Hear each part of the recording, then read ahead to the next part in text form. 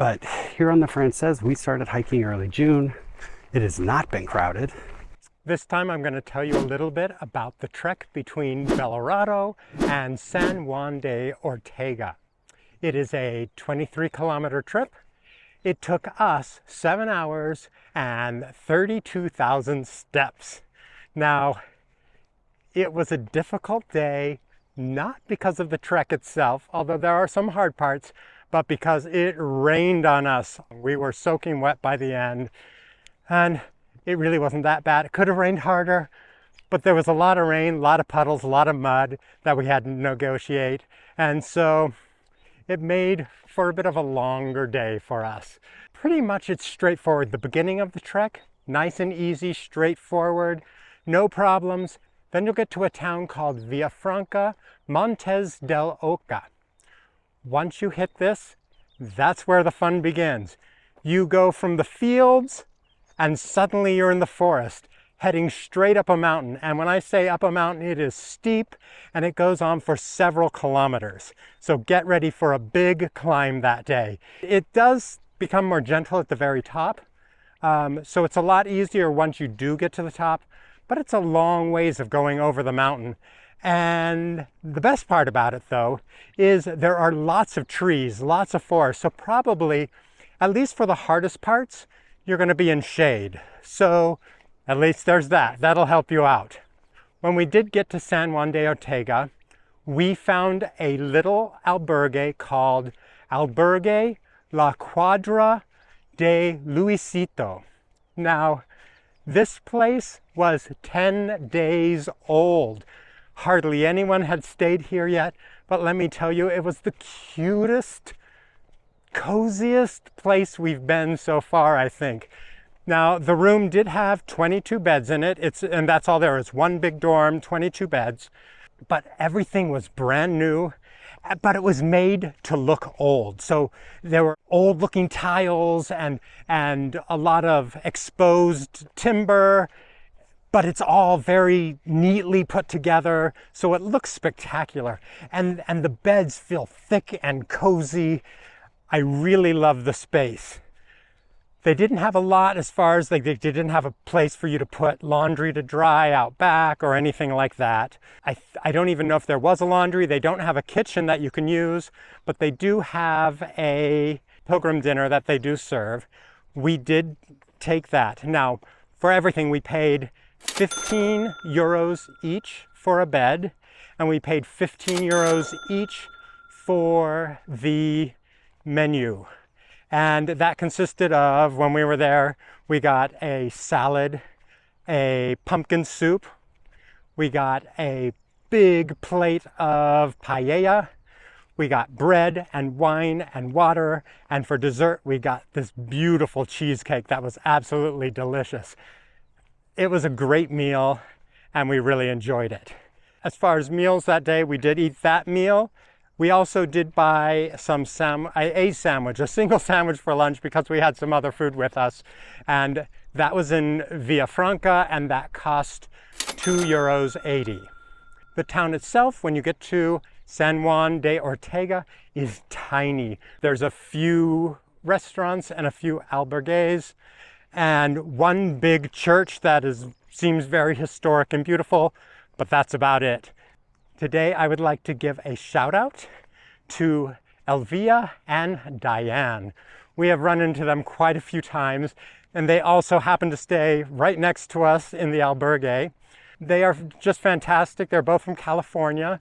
They are doing the Camino their way, which I love. At one point, they bust ahead, and then they hiked a part of it backwards to see something they wanted to see, and then they went forward, and they're doing all the Camino. They're just doing it the way they want to do it, and I think that's really exciting. So we can't wait to see you again, Elvia and Diane.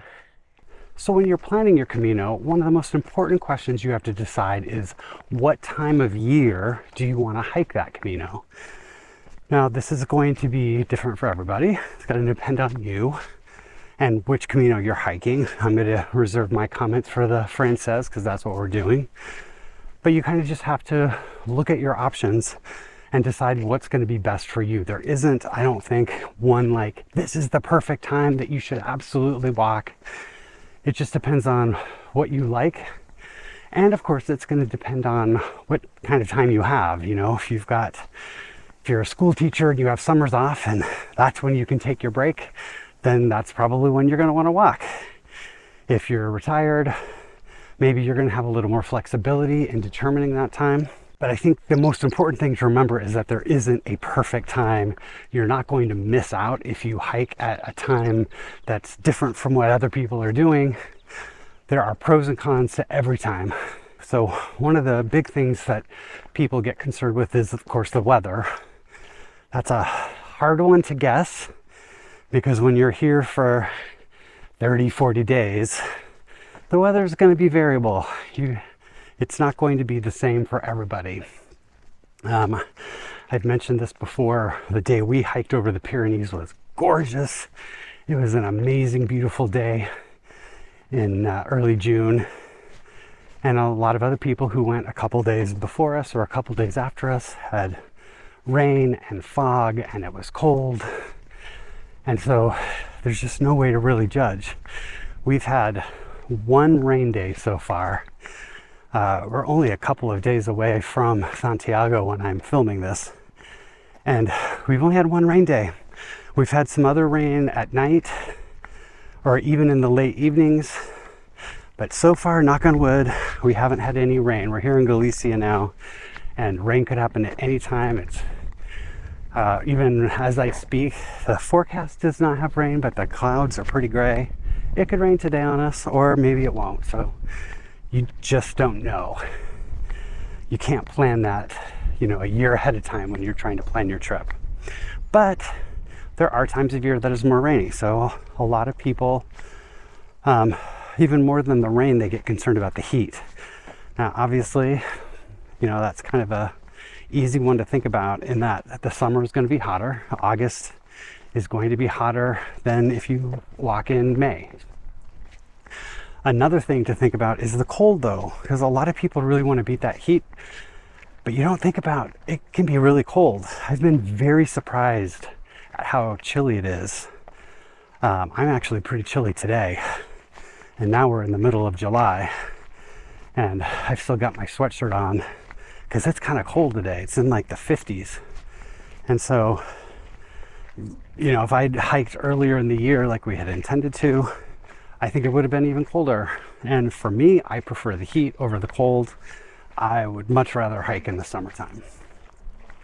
Another thing to think about is crowds.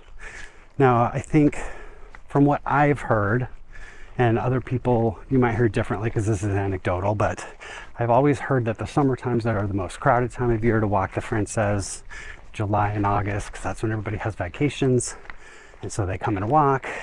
That's certainly the case with the rest of Europe in our experience, that July and August are very crowded. But here on the Frances, we started hiking early June. It has not been crowded.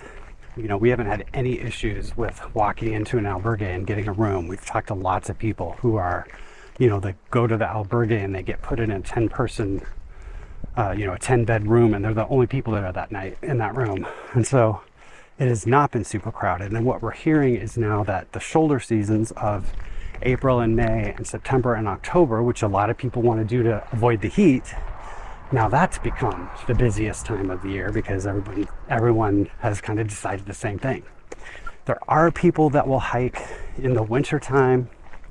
I mean, that's just a no-brainer no for me, because I have no desire to deal with that kind of weather.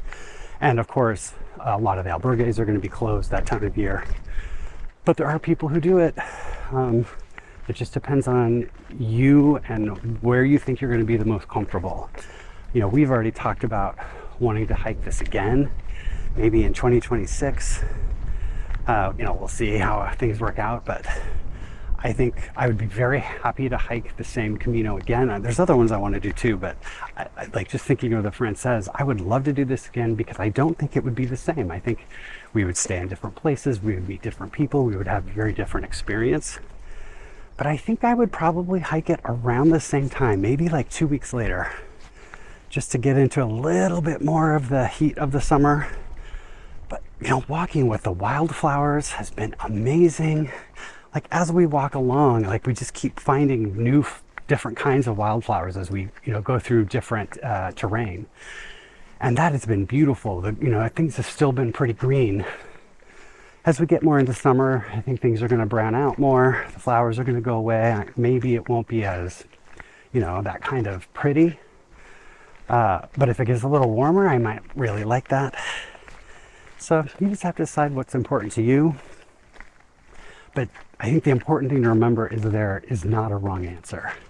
You don't have to worry about, you know, coming at the wrong time and you're not going to have a good trip and everything's going to be terrible. Across the road here, there is good experiences to be had at any time of year, and it just depends on what you're going to prefer.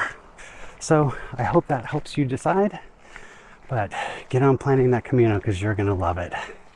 We do a video every day that we're hiking the Camino. I'll put the playlist right up here if you'd like to see some of our others. Today and not tomorrow.